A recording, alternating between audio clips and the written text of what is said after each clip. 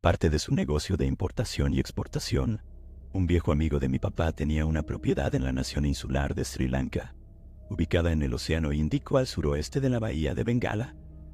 Sri Lanka es notablemente similar a su vecino India en muchos aspectos, pero considerablemente más relajado, lo que la convierte en un excelente destino vacacional para relajarse y disfrutar en lugar de la experiencia expansiva de la India, con todos sus templos, festivales y bulliciosos distritos de mercado.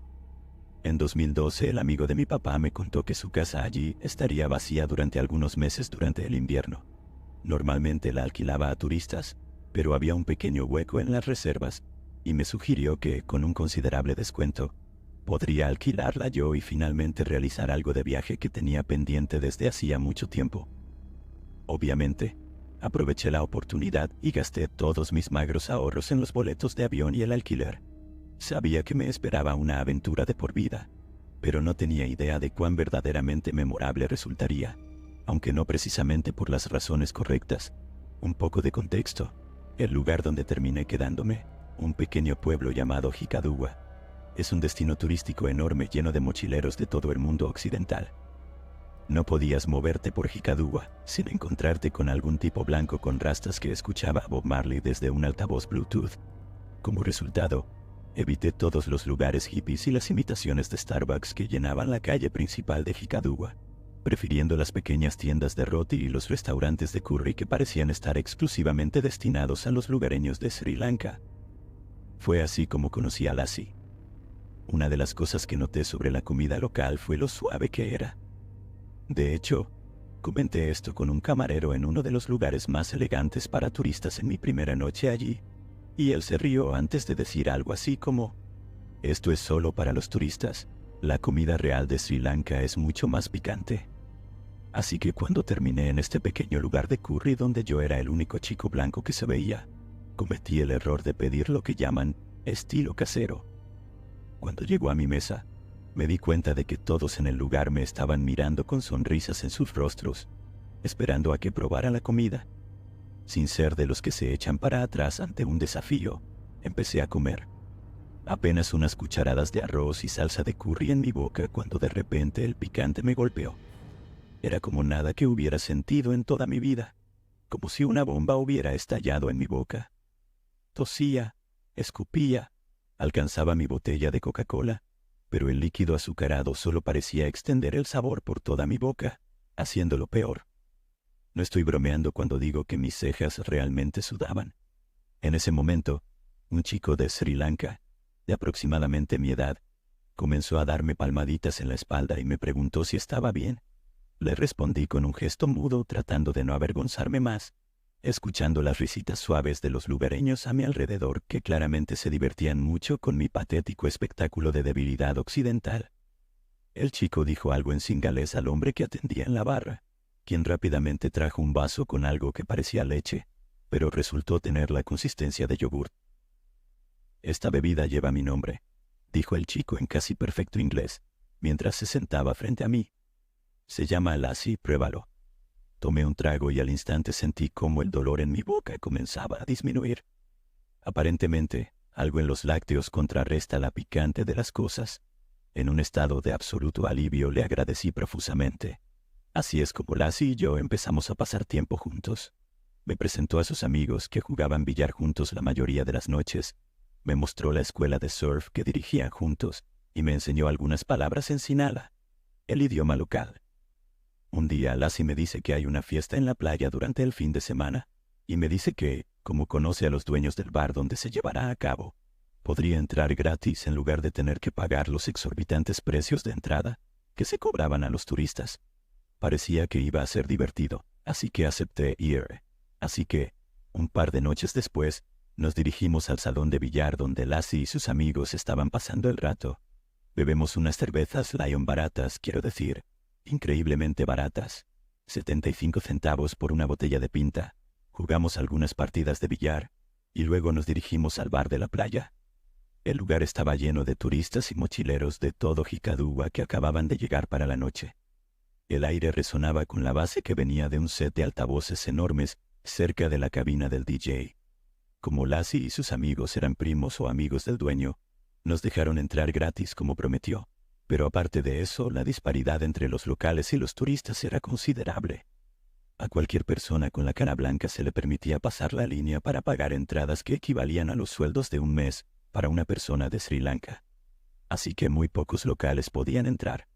Los únicos srilankeses que podían permitirse pagar las entradas eran los hijos ricos que habían venido desde la capital, Colombo. Estos chicos eran instantáneamente reconocibles en comparación con Lassie y sus amigos. Llevaban pantalones cortos de surf y camisetas viejas prestadas, mientras que los niños ricos de Colombo llevaban camisas caras y joyas. «Idiotas», dijo Lassie en un momento señalando a un grupo de niños de Colombo tirando dinero cerca del bar. «Nos miran como si fuéramos ratas. No te hubiera invitado si hubiera sabido que iban a estar aquí». «¿Por qué?», les dije. «Son solo unos chicos ricos tontos. Los tenemos en el Reino Unido también».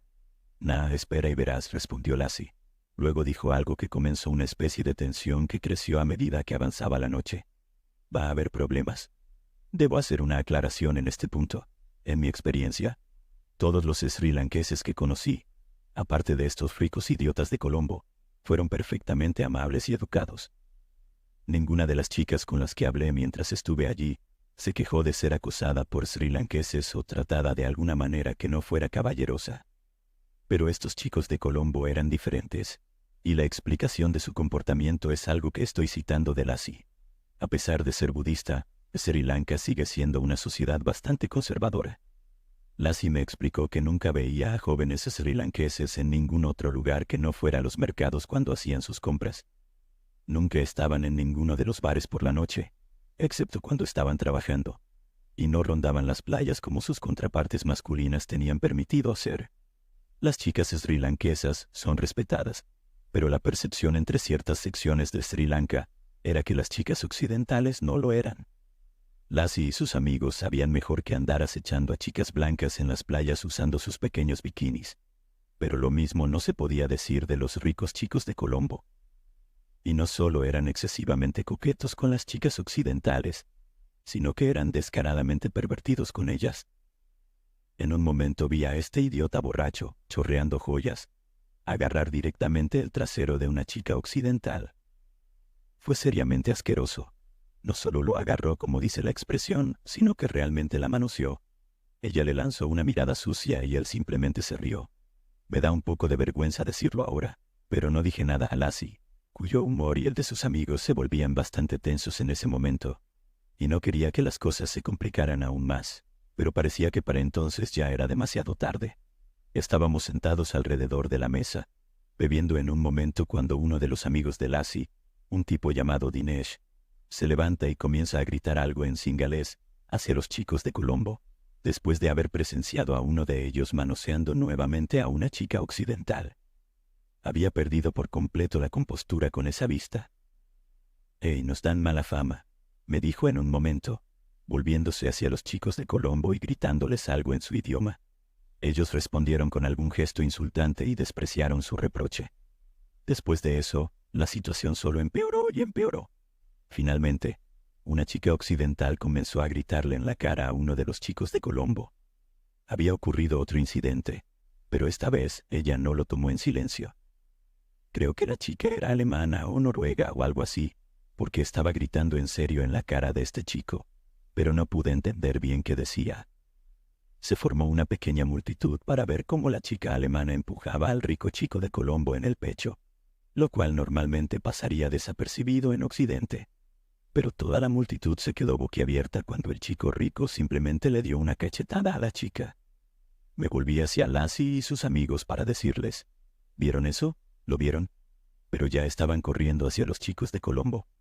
Los seguí para intentar detener lo que estaba a punto de desencadenarse, pero ya era demasiado tarde. Estaba a punto de presenciar la pelea más grande que había visto en mi vida. Fue como sacado de una película, quiero decir. Pasó de 0 a 100 en pocos segundos. Las buenas vibraciones sobre la pista de baile de arena pasaron de tranquilas a tensas y directamente violentas en solo unos momentos, mientras los chicos de Colombo y el grupo de Lassie comenzaron a pelearse entre ellos. Ni un solo turista intentó hacer algo al respecto, lo cual entiendo. Nadie quiere terminar en una cárcel extranjera. Pero había un gran problema desde mi perspectiva. Lassie y sus amigos eran solo 4 o 5, mientras que había al menos 12 o 15 de estos chicos de Colombo, y superaban considerablemente en número a los chicos con los que me había hecho amigo. Tenía 2 opciones: no involucrarme, ver cómo los golpeaban y tener que vivir siendo un completo cobarde por el resto de mi tiempo allí, o involucrarme, recibir una paliza y potencialmente enfrentarme a ser arrestado y lanzado a una prisión de Sri Lanka por agresión. Elegí lo último y sufrí seriamente por ello. Verás, no soy alguien que pelea mucho, nunca lo he sido. Así que no solo recibí algunos golpes serios durante la pelea, sino que no estaba preparado para el nivel hasta el que estaban dispuestos a llevarlo.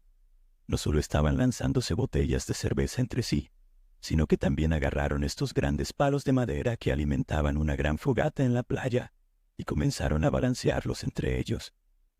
Recuerdo que corría a agarrar uno de los palos de un chico de Colombo, solo para recibir un golpe en la cabeza, probablemente de otro palo.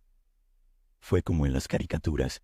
Mi cabeza daba vueltas literalmente por el impacto y retrocedí unos pasos, viendo estrellas, teniendo que sacudirme el impacto antes de poder volver a involucrarme.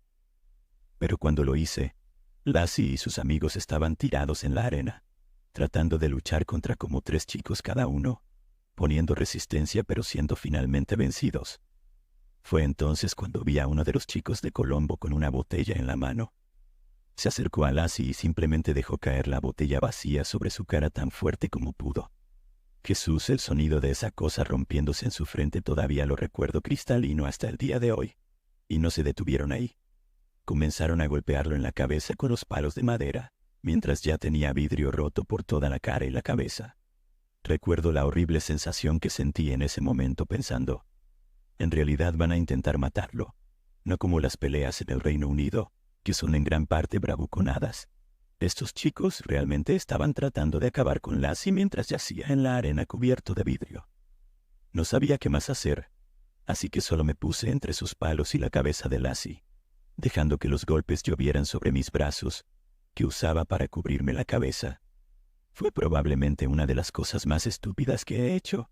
Sé que podría haber terminado mucho peor, y fue realmente la más increíble suerte que justo en ese momento, cuando pensé que estos tipos me iban a matar, llegó la policía de Sri Lanka y los chicos de Colombo salieron corriendo. El después fue absolutamente horrible, como sacado de una película de guerra o algo así. Había vidrios rotos por todas partes, sangre empapando la arena. La música del DJ se detuvo en ese momento, por lo que todo estaba acompañado por los sollozos de las chicas que presenciaron una exhibición tan extrema de violencia física. Apenas podía mantener un pensamiento claro en mi cabeza. Todavía sentía la adrenalina corriendo por mí.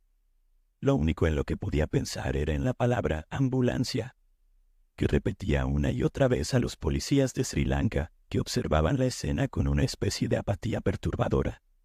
Era como si hubieran visto este tipo de cosas todo el tiempo, o al menos tantas veces, que ya no les afectaba de ninguna manera. «No hay ambulancias», dijo uno de ellos, lo que significaba que tendríamos que llevar a los heridos a uno de los tuk-tuks que esperaban alrededor de los bares todas las noches, listos para llevar de vuelta a los turistas ebrios a sus hostales. Comencé a tratar de despertar a Lassie para al menos ponerlo de pie, pero incluso cuando volvió en sí no podía moverse. Intenté levantarlo, intenté pedir ayuda a otros, pero por alguna razón estaban reunidos alrededor de otro de los amigos de Lassie. Estaba furioso. Lassie podría estar ciego por el impacto de esa botella de vidrio y, sin embargo, estaban apiñados alrededor de otro amigo suyo. Solo cuando lo levantaron y corrieron por la arena con su cuerpo en alto, me di cuenta de que estaba herido mucho, mucho peor. El grupo que lo sostenía dejó un rastro de sangre a su paso. Nunca había visto rastros de sangre así antes, y nunca quisiera volver a verlos. Eventualmente, regresaron por Lassie y cruzamos la arena con él sostenido en nuestros brazos. Jesucristo, la arena hacía que fuera mucho más difícil llevarlo. Ya habría sido bastante difícil en la carretera, pero la falta de resistencia hacía que mis muslos ardieran para cuando llegamos fuera del bar y encontramos un tuk-tuk esperando. Llegó hasta que estábamos en las luces de la calle afuera del bar, para ver cuánto daño realmente se había hecho. Había fragmentos de vidrio incrustados por todo el lado derecho de su cara, brillando bajo las brillantes luces blancas de la carretera. No tenía idea si alguno había llegado a su ojo, que estaba hinchado por el impacto de los palos de madera. No tenía idea si el golpe de los palos había causado una fractura craneal o una hemorragia cerebral, o cualquier otra cantidad de cosas que podrían significar que no pasaría la noche. Intenté ir al hospital con él, pero los otros singaleses me apartaron del tuk-tuk para que hubiera espacio para quienes lo conocían mejor. Ni siquiera hablaba suficiente singalés como para poder preguntar adecuadamente a dónde se dirigían los heridos. Era un niño perdido y asustado en un lugar donde no pertenecía, y nunca me había sentido tan solo en toda mi vida. Al final, resultó que Lassie tuvo suerte. Ningún vidrio había llegado a su ojo, y de alguna manera había evitado cualquier tipo de fractura craneal por el impacto de los grandes palos de madera.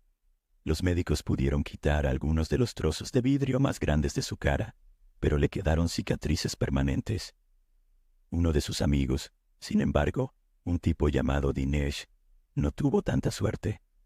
Había sido apuñalado en la garganta con un pedazo de botella rota y perdió tanta sangre que tardó 3 días en despertar en el hospital. Los eventos de esa noche consumieron los últimos días de mi viaje en Sri Lanka, discutiendo cómo ocurrió, hablando de las heridas y los tiempos de recuperación. Me sentí culpable por haber salido tan levemente, y pensé que mis nuevos amigos cingaleses podrían resentirme por haber escapado de lesiones peores. Pero la amistad no se vio empañada, más bien se fortaleció solo por lo que sucedió esa noche. Sigo en contacto con Lassie. Terminó casándose con una chica sueca y mudándose con ella a Suecia, donde ahora tienen una niña juntos. De vez en cuando rememoramos esa noche, y él me agradece por haberlo salvado. Pero no creo que haya hecho nada de eso. Solo lamento no haber hecho más para defenderlo. La violencia es una cosa extraña. A pesar de su capacidad para destruir, forma lazos entre las personas que nunca pueden romperse. Pero aún así, espero no tener que pasar por algo similar a lo que ocurrió esa noche. Nunca más. Porque la próxima vez podría no tener tanta suerte.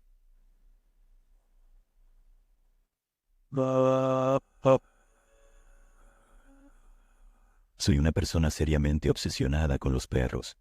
Soy esa chica que se detiene en la calle para hablar con los perros en una extraña voz de caricatura, preguntándoles cómo fue su día, acariciando sus peluches y llamándolos chicos regordetes.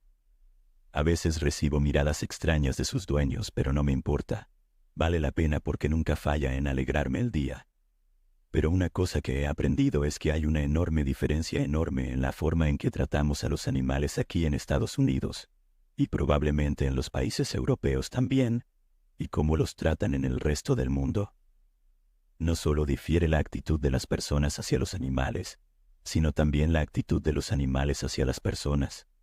Nunca en mi vida he conocido a un perro malo aquí en Florida. Sé que deben existir, pero siempre he tenido la suerte de no encontrarme con ninguno. Pero no puedo decir lo mismo de cuando estuve en Tailandia. Y esto puede no parecer una historia de terror directa, pero fue legítimamente uno de los episodios más aterradores de mi vida. Así que estaba viajando sola por el sudeste asiático, justo después de graduarme de la universidad. Siempre fue un sueño para mí ver esa área del mundo, y tuve la suerte de que mis padres me pagaran los vuelos como regalo de graduación. Ni siquiera tuve que ahorrar mucho dinero para gastar porque el dólar estadounidense rinde mucho en lugares como esos, así que pude quedarme bastante tiempo sin preocuparme demasiado por las finanzas. En serio, puedes conseguir un buen plato de pad thai por unos 30 baht en algunos lugares, lo que, si mal no recuerdo, es un poco menos de $1. De todos modos, pasé mucho tiempo explorando los lugares más metropolitanos y turísticos, como Bangkok y Chiang Mai, así que en un momento decidí apartarme del camino trillado y explorar un poco más de Tailandia rural. Era tan hermoso y la gente en los pueblos más pequeños puede ser pobre, pero son muy amigables y acogedores. Además, si crees que la comida en las ciudades es buena, prueba ir al campo donde encontrarás comidas caseras perfeccionadas durante generaciones. Esa comida es absolutamente impresionante. Solo que este día en particular estaba caminando de pueblo en pueblo por este solitario camino de tierra, cuando veo que sale un grupo de perros de los arbustos a un lado del camino. Siendo como soy, me alegré enormemente de ver este grupo de como 4 o 5 perritos aparecer de la nada, como si fueran un regalo de Dios enviado para alegrar lo que hasta ese momento había sido una pista bastante agotadora. Así que básicamente comienzo a chillar como loca. Saco mi teléfono y comienzo a tomar fotos de los perros con la intención de hacerme algunos selfies con ellos. Pero casi tan pronto como me acerco comienzan a gruñir, como si esa hostilidad instantánea surgiera de ellos, lo cual no me esperaba en absoluto. Y no solo gruñidos bajos indicándome que me fuera, sino que me enseñaban los dientes. Ladraban furiosamente como si nunca hubiera experimentado ese tipo de hostilidad de un perro en Estados Unidos antes. Un poco de ladridos al principio, claro, pero siempre se calman cuando les muestras que no tienes malas intenciones. Comencé a retroceder lentamente con las manos levantadas y las palmas planas para decirles: «Lo siento, perritos, no estaba aquí para molestarlos más». Pero cuando ya estaba a una distancia segura de ellos, les di la espalda y comencé a alejarme correctamente, solo para seguir escuchándolos ladrar y gruñir a corta distancia detrás de mí. Cuando miré por encima del hombro, vi que la jauría de perros me estaba siguiéndome por el camino de tierra y acercándose cada vez más. Fue entonces cuando realmente empecé a asustarme. Al principio solo estaba nerviosa y un poco impactada de que unos buenos chicos y chicas pudieran ser tan agresivos, y estaba más que dispuesta a dejarlos en paz. Pero ahora parecía que no estaban dispuestos a devolverme el favor en ese sentido. Y antes de darme cuenta, escuché a uno de ellos gruñir muy cerca detrás de mí. Estaban probando los límites, viendo qué tan cerca podían acercarse antes de que hiciera algo. Me giré y les grité que me dejaran en paz, aplaudiendo y haciendo ruidos aleatorios con la esperanza de que eso los asustara y se alejaran. Al principio funcionó y retrocedieron un poco, pero no duró mucho. Intenté seguir caminando, pero dos se acercaron por detrás esa vez, y noté que uno realmente intentaba morder la parte trasera de mis piernas descubiertas. Estaba tan asustada en ese momento que casi me puse a llorar y comencé la misma rutina de gritos y aplausos para que se alejaran, pero parecían saber que no tenía la fuerza para golpearlos directamente, y cada minuto que pasaba se volvían más y más audaces. Intenté caminar una vez más, pero estaban sobre mí casi tan pronto como les di la espalda. Fue entonces cuando empecé a correr, simplemente corriendo por ese camino de tierra con la esperanza de encontrar alguna forma de escapar de ellos. Y de la nada, siento los dientes de uno de los perros rasgar la carne de una de mis pantorrillas. El dolor me atravesó como fuego y supe que era una mordida lo suficientemente grave como para hacerme sangrar. Detrás de mí había una cacofonía de ladridos cuando vi una casita a un lado del camino y comencé a gritar pidiendo ayuda mientras corría hacia ella, sintiendo a los perros mordisqueándome los talones todo el camino. Estaba a solo unos metros cuando salió este tipo tailandés del patio delantero, con un palo en la mano. Obviamente había escuchado los ladridos, los aullidos y mis gritos de ayuda, así que se precipitó hacia mí, esquivó a mi alrededor y comenzó a golpear brutalmente a los perros que me seguían con un palo, gritándoles en tailandés. Eso hizo el truco. Estaban aullando y huyendo con el rabo entre las piernas solo unos segundos después, y yo me encontré colapsando en el suelo con alivio, revisando la parte trasera de mis piernas en busca de heridas mientras sollozaba. Sabía que la mordida era grave en el momento en que la sentí, pero fue solo cuando vi lo mal que estaba sangrando que comencé a entrar en pánico. Eran perros callejeros, así que podrían tener todo tipo de enfermedades transmitidas por su saliva, y realmente estaba en pánico por eso, rogándole al tailandés que me llevara a un hospital cercano. No creo que hablara mucho inglés, pero no necesitábamos ningún idioma común para saber lo que necesitaba. Lo siguiente que supe fue que escuchaba el motor de una motocicleta arrancando, y el tipo salió a la carretera entregándome un casco de repuesto antes de ayudarme a subir a la parte trasera de su moto.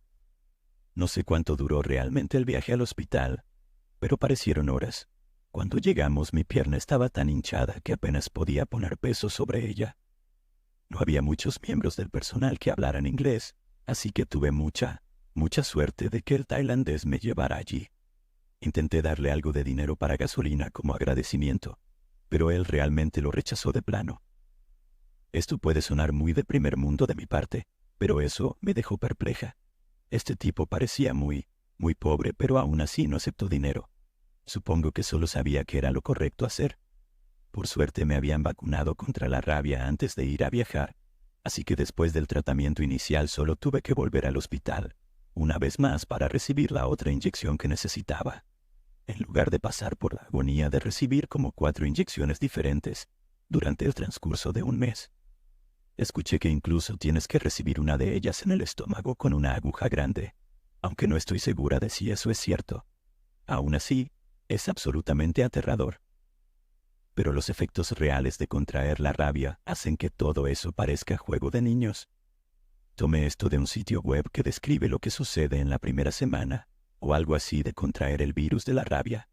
Confusión o comportamiento agresivo, ver u oír cosas, alucinaciones, producir mucha saliva o babear, espasmos musculares, dificultad para tragar y respirar, incapacidad para moverse, parálisis. Una vez que aparecen los síntomas, la rabia es casi siempre mortal. ¿Qué tipo de virus supermaligno puede volver a alguien agresivo de esa manera?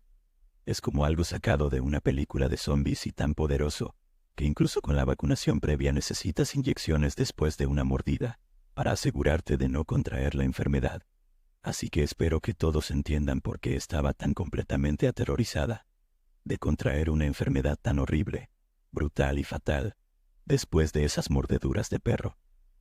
Sé que estaba vacunada, y gracias a Dios ese tailandés me llevó al hospital lo más rápido posible. Pero todo eso estaba en mi mente mientras íbamos camino allí. El miedo de contraer una enfermedad tan espantosa y brutal fue lo más aterrador que me pasó mientras viajaba por el sudeste asiático.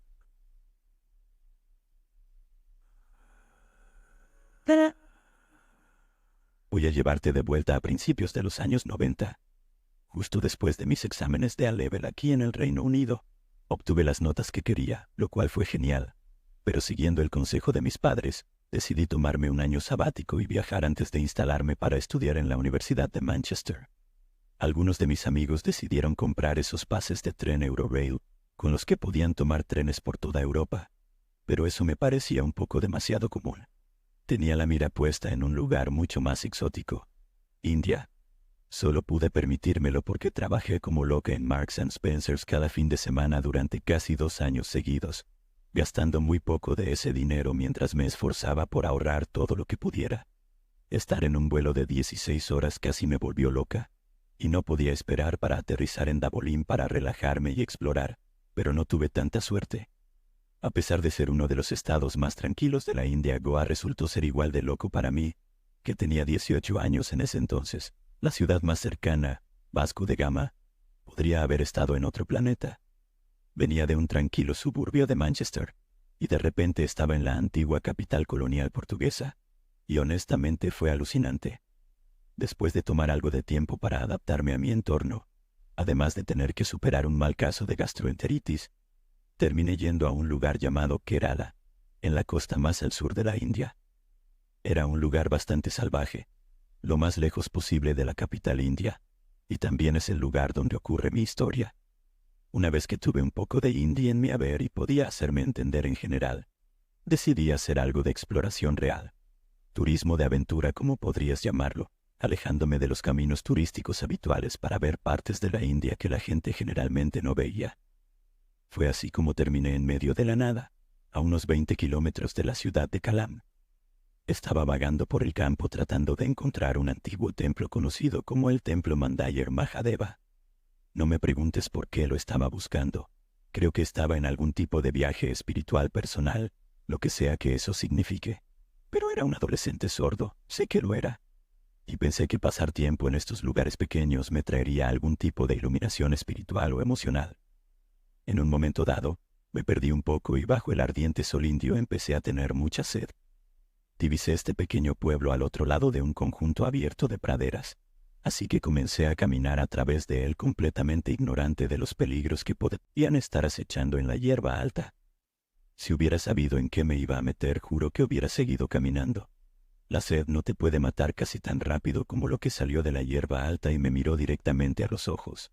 De la nada, saliendo de la hierba justo en la dirección en la que estaba caminando, se alza la serpiente más grande que había visto en mi vida. Y no era cualquier serpiente, era una cobra real, una cobra de anteojos. Y honestamente pude decirlo al instante por la capucha distintiva y las marcas blancas y negras debajo de su cabeza. Fue como ver a un alienígena o algo así. Hasta el día de hoy nunca he sentido miedo como ese, al ver algo tan mortal, tan diferente de cualquier tipo de animal que tenemos en el Reino Unido. Fue como si un fragmento de hielo atravesara mis intestinos. Cuando algo así sucede y no estás acostumbrado a ver cobras o serpientes en general, es como si algo profundo y primitivo sucediera en tu cuerpo en los momentos iniciales después de verlo. Y sé que suena loco, pero fue como si todos mis antepasados me estuvieran gritando que eso te va a matar, y te va a matar rápido. Las lecciones de cientos de miles de almas mordidas por serpientes pasaron a través de mi ADN o algo así. Estoy haciendo mi mejor esfuerzo para describir la intensidad del miedo, y aún así creo que nada de esto se acerca. La forma en que siseaba, también, Jesucristo. Fue como ver una criatura mítica o algo así. Sabía que estas cosas existían, pero ver una tan de cerca, sabiendo que estaba a distancia de ataque. Pasé de buscar una experiencia religiosa esa tarde, y encontré una. Solo que no era Dios lo que encontré en el Kerala rural. Fue el diablo y lo estaba mirando a los ojos. Entonces, tan absolutamente loco como suene, la cobra real simplemente explota frente a mí, como si su capucha se rasgara, y vi un pequeño spray de fluido antes de que se derrumbara de nuevo en la hierba. Todavía estaba a punto de orinarme en los pantalones cuando vi a estos dos chicos indios corriendo hacia mí por el campo abierto. Y uno de ellos tenía como una tubería en la mano. No tenía absolutamente ninguna idea de lo que acababa de suceder. Y empezaron a hablarme en Malayalam, el idioma local, que no entendía para nada. Intenté hablar mi terrible hindi, pero apenas podía recordar algo, y ni siquiera cuando lograba articular las palabras. Solo negaban con la cabeza para decirme que tampoco hablaban mucho de eso. Pero sí entendieron una palabra, Danyabad, gracias. Como dije, no tenía ni idea de lo que pasó con esa cobra, solo que los chicos indios tenían algo que ver con eso. Fue entonces cuando noté exactamente lo que uno de los muchachos tenía en la mano. Era un maldito rifle casero, por lo que pude decir. Tenía un mecanismo de disparo bastante básico, y se cargaba por la recámara como un viejo mosquete de guerra napoleónico o algo así. Parecía bastante peligroso, como si realmente pudiera explotar en su cara en cualquier momento, pero en ese momento no me importaba un comino lo que tenía en la mano. Todo lo que sabía era que estaba bastante seguro de que acababa de salvarme la vida con eso. Terminaron llevándome de vuelta a su pueblo y me dieron agua del pozo, y me quedé el tiempo suficiente para probar el arroz y el dal de la mamá. Nunca encontré ese templo, pero de hecho tuve una de las mejores experiencias mientras viajaba por la India. Quedarme en un pequeño pueblo y vivir como un indio rural por un día antes de caminar de regreso a la estación de tren para tomar el tren de vuelta a Kallam. Como dije, no necesité encontrar ese templo para tener una especie de experiencia espiritual. Mirar a la muerte a los ojos por un momento fue todo lo que necesitaba para darme una nueva y audaz apreciación por la vida en general. Recomendaría a cualquiera que vaya a la India si puede, pero definitivamente recomendaría no caminar en la hierba alta, porque las cobras no son lo único que acecha en ella, y arruinarán seriamente tu día.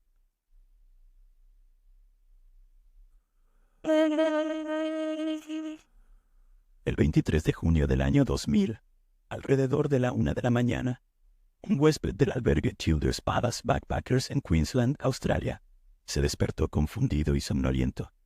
Inicialmente, se molestó al escuchar un ruido de golpes proveniente del pasillo fuera de su habitación, y se preguntó quién podría ser tan inconsiderado como para hacer tanto ruido a altas horas de la noche. Pero al sentarse en la cama, detectó un olor distintivo en el aire a su alrededor. Este olor podría haber sido reconfortante si hubiera sabido que había chimeneas de leña en el albergue, pero no era así. El olor a madera quemada venía acompañado de grueso humo negro que se colaba en la habitación por debajo de la puerta. El huésped se lanzó de la cama y sacudió a su novia, que dormía en la litera inferior. La realidad solo le golpeó realmente cuando las palabras salieron de sus labios. «Levántate, levántate. El albergue está en llamas». Mientras la pareja intentaba escapar del edificio, arrastrándose de rodillas para evitar inhalar el humo negro mortal, golpearon las puertas de sus vecinos en un intento por salvar tantas vidas como pudieran. No había alarmas de incendio sonando para alertar a los huéspedes de que algo estaba mal. Los huéspedes solo fueron despertados por las advertencias de otros, y para algunos de ellos, esas advertencias llegaron demasiado tarde. Más tarde, se informó que el propietario del albergue había instalado alarmas de incendio en el edificio, pero todas habían sido desactivadas en las semanas previas al incendio, debido a un mal funcionamiento del sistema, que había causado numerosas alarmas falsas. Como compensación, los propietarios del albergue habían colocado notas de incendio en las paredes del edificio que mostraban la mejor ruta de escape, y fueron estas notas las que permitieron a los huéspedes supervivientes encontrar el camino fuera del edificio en llamas. Pero el albergue Palace Backpackers era un edificio de madera de 2 pisos y 100 años de antigüedad, y el fuego se propagó a través de la estructura antigua de madera con una velocidad aterradora.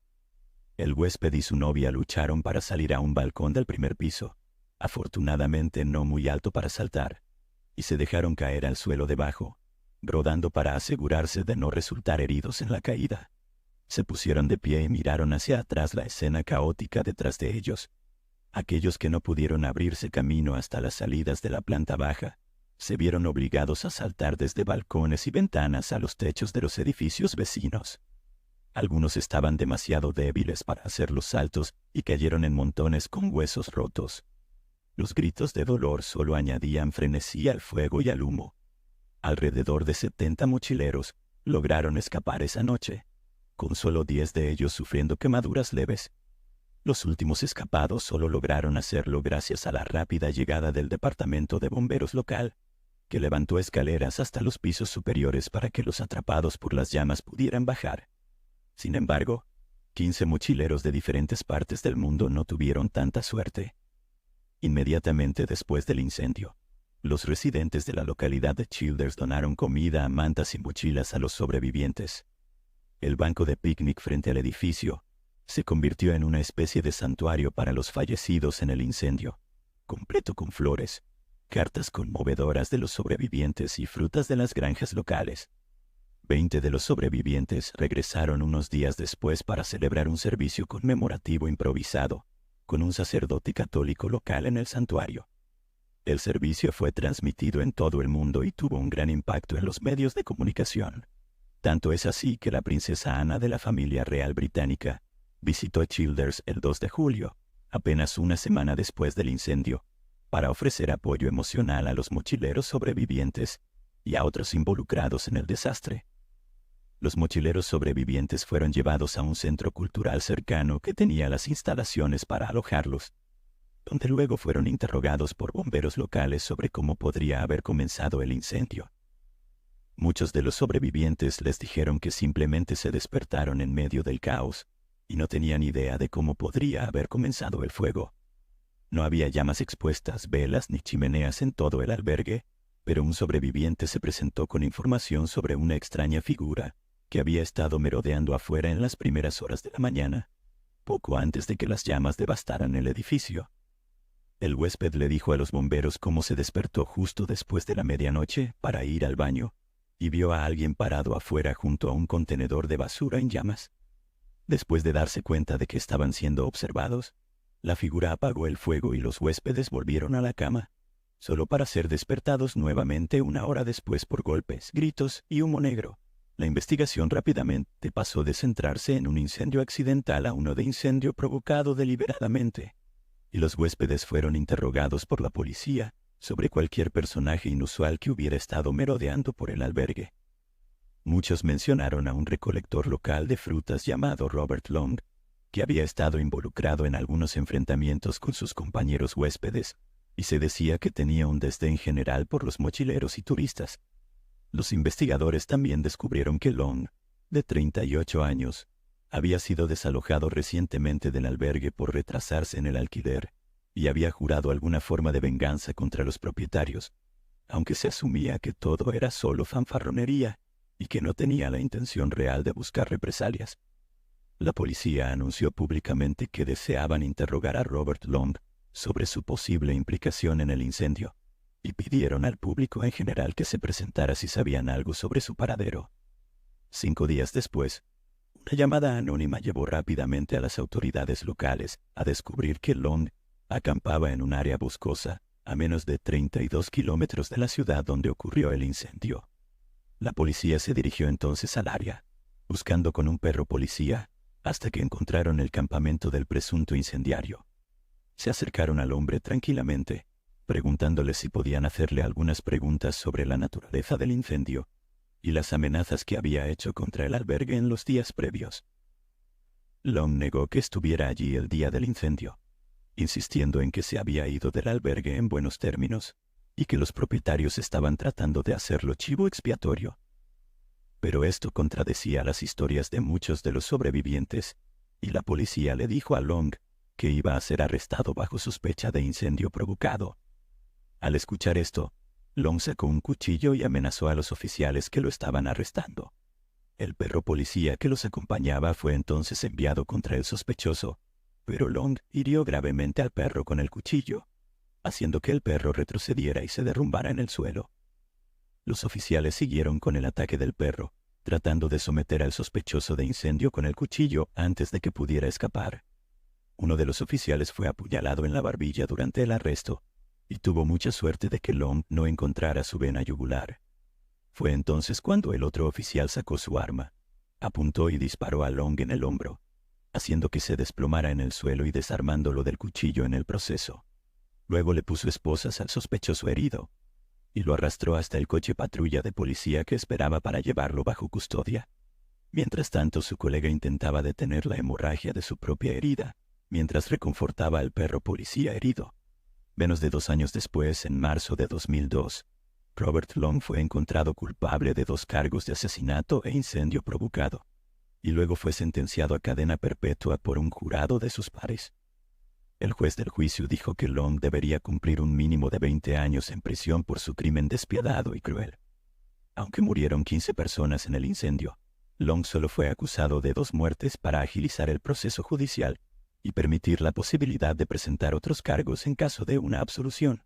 Sorprendentemente, y a pesar de la abrumadora evidencia en su contra, Long insistió en su inocencia y rápidamente presentó una apelación, que afortunadamente fue rechazada rápidamente. Sin embargo, en junio de este año, Long se convirtió en elegible para libertad condicional, aunque no ha habido noticias sobre audiencias de libertad condicional o alguna fecha de liberación posteriormente confirmada.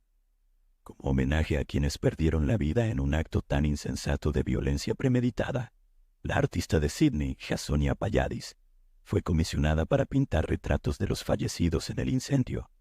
Palladies dijo que fue el retrato más técnicamente desafiante y emocionalmente cargado que había emprendido. Tal vez el mayor desafío del artista fue hacer justicia a la apariencia de las víctimas, dado que solo tenía fotos proporcionadas por sus familias. Fue un proceso minucioso, pero Palladies logró representarlos en poses realistas, manteniendo las imágenes precisas de las fotos. El fondo fue investigado por ella para ser típico de los campos de Childers, donde trabajaban recolectando cosechas. Fue un tributo adecuado para las pobres almas atrapadas en el albergue Childers Palace Backpackers, la noche que se incendió. Una tragedia horrible y evitable perpetrada por un hombre malvado y despiadado que arrebató la vida de 15 inocentes en un acto egoísta e infantil de ira.